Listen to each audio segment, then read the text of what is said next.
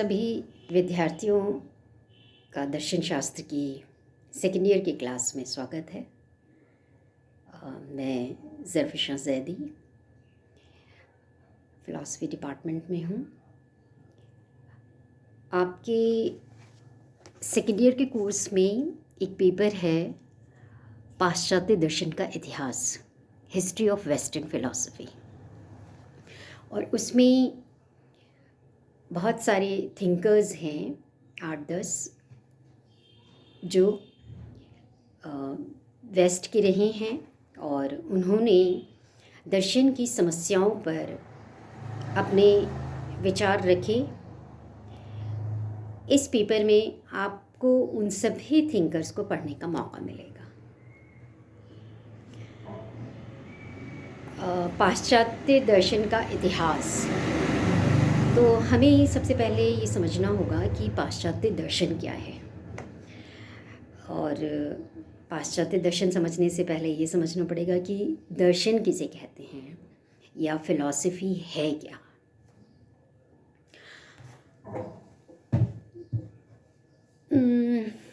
अक्सर विद्यार्थियों के भी और ज़्यादातर लोगों के दिमाग में ये बात आती है और स्वाभाविक है आना भी, कि हर विषय में का कोई सेंट्रल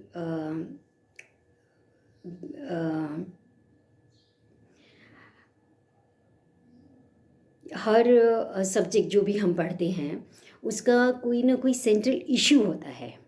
जैसे बॉटनी पढ़ते हैं तो हम पेड़ पौधों के बारे में पढ़ते हैं, हिस्ट्री पढ़ते हैं तो हम अतीत की घटनाओं के बारे में पढ़ते हैं, है ना।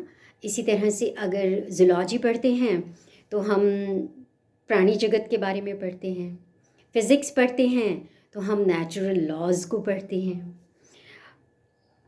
तो फ़िलॉसफ़ी में क्या पढ़ते हैं? बहुत इम्पॉर्टेंट और बहुत अच्छा प्रश्न है ये। यूँ तो फ़िलॉसफ़ी की, दर्शन की बहुत सारी डेफिनेशंस हैं, बहुत सारी परिभाषाएं हैं।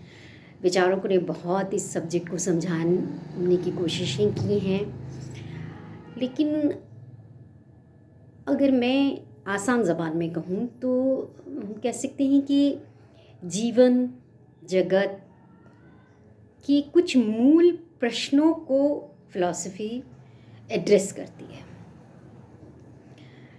बहुत ही जनरल फंडामेंटल क्वेश्चंस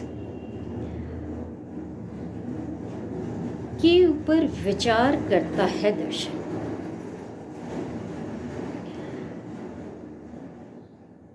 जैसे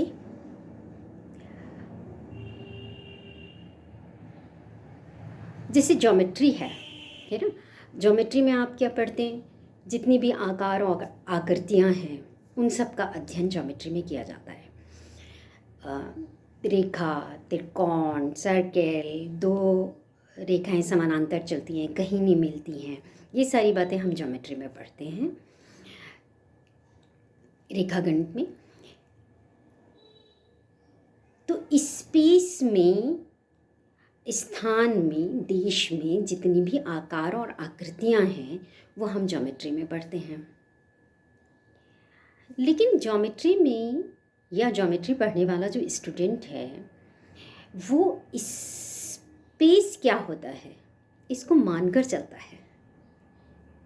यहाँ पर फ़िलॉसफ़ी क्वेश्चन उठाती है कि देश क्या है, स्पेस क्या है। बायोलॉजी पूरे प्राणी जगत, जीव जंतु, पेड़ पौधों सबके बारे में अध्ययन करती है ना। लेकिन जीवन क्या है, ये प्रश्न फ़िलॉसफ़ी एड्रेस करती है। तो इसका मतलब ये हुआ कि फ़िलॉसफ़ी या दर्शन जीवन से संबंधित कुछ मूल प्रश्नों पर विचार करती है। जैसे जीवन क्या है, जीवन का उद्देश्य क्या है, परम तत्व क्या है, ईश्वर है या नहीं है,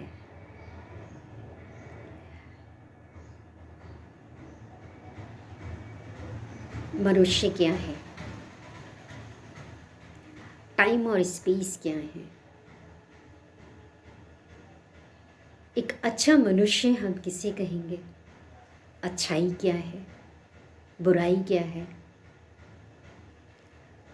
एक अच्छा राज्य क्या होता है।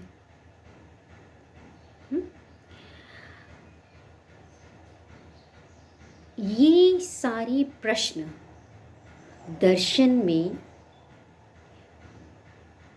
आते हैं और दर्शन शास्त्र में इन सभी प्रश्नों पर विचार किया जाता है।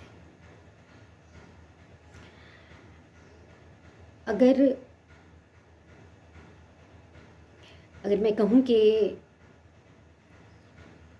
बहुत गहरे प्रश्न जिन पर दर्शन ने सदियों तक विचार विमर्श किया, चिंतन किया और अलग अलग विचारकों ने अपने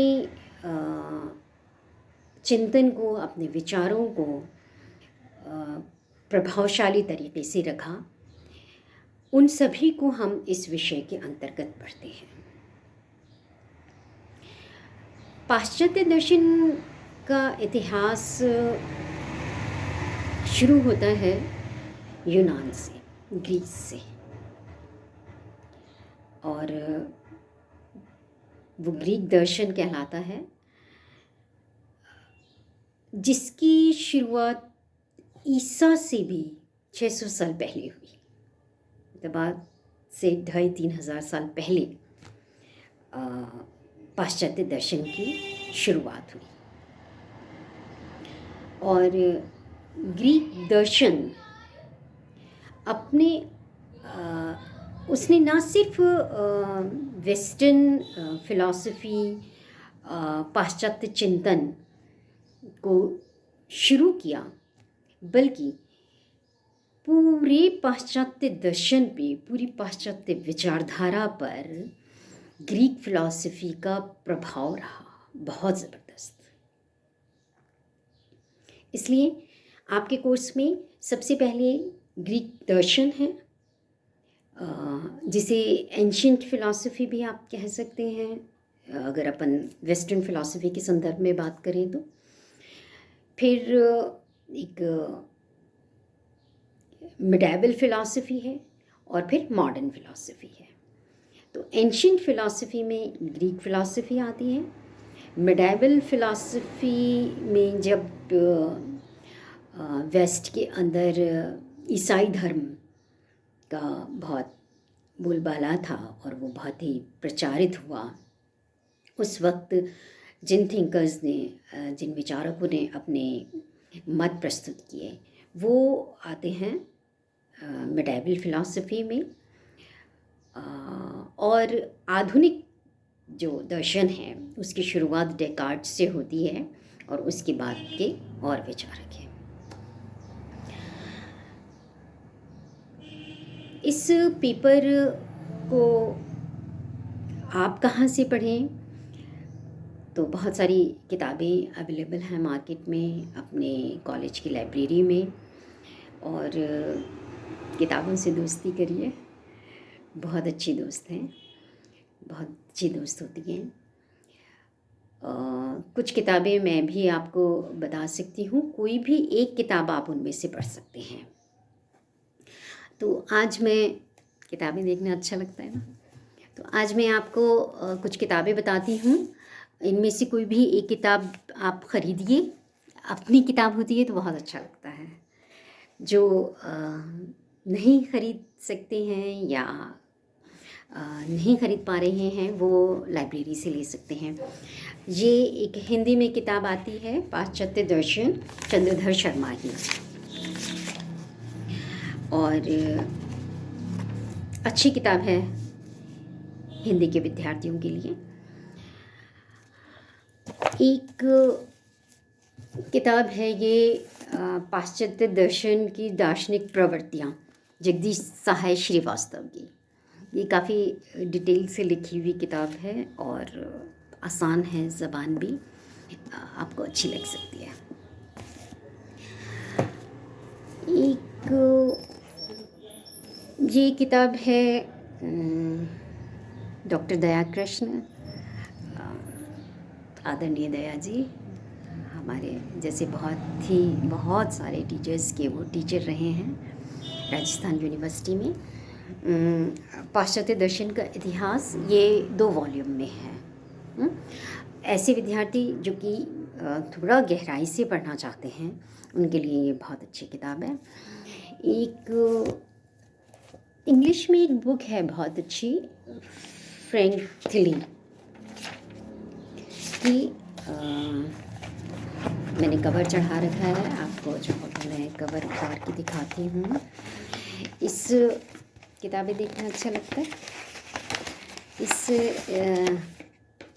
ये किताब है वो फ्रैंक थिली की, और ये राइटर हैं जो इंग्लिश में पढ़ सकते हैं विद्यार्थी या जो इंग्लिश मीडियम के हैं उनके लिए बहुत अच्छी किताब है। और यूँ सभी विद्यार्थियों को हिंदी इंग्लिश दोनों में पढ़नी चाहिए, इसलिए अच्छी किताब है। अपनी लाइब्रेरी में भी है, डिपार्टमेंट की लाइब्रेरी में भी है, तो आप ले सकते हैं, पढ़ सकते हैं। एक फ़िलॉसफ़ी में इस तरह के शब्दकोश आते हैं, जैसे ये पाश्चात्य दर्शन शब्दकोश है, और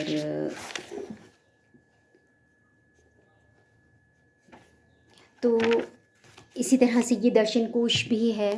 एक इंग्लिश में पेंगुइन की है डिक्शनरी।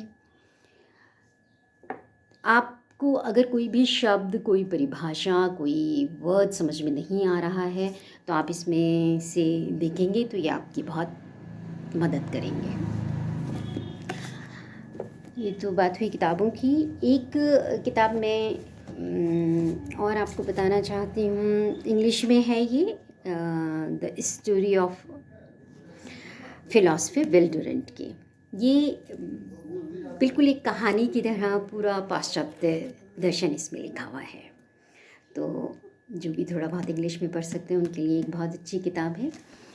ग्रीक फ़िलॉसफ़ी पर एक किताब है, मैकमिलन ने निकाली है, थोड़ी सी फट भी गई है, a critical history of Greek philosophy.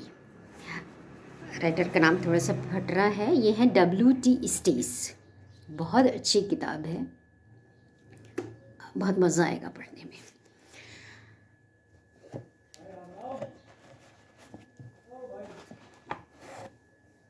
तो आज मैंने आपको किताबों का परिचय दिया है। अब नेक्स्ट क्लास में हम ग्रीक फ़िलॉसफ़ी के बारे में पढ़ेंगे और शुरुआत करेंगे। आप लोगों ने नाम सुना होगा सुकरात का, प्लेटो का, अरिस्टो का।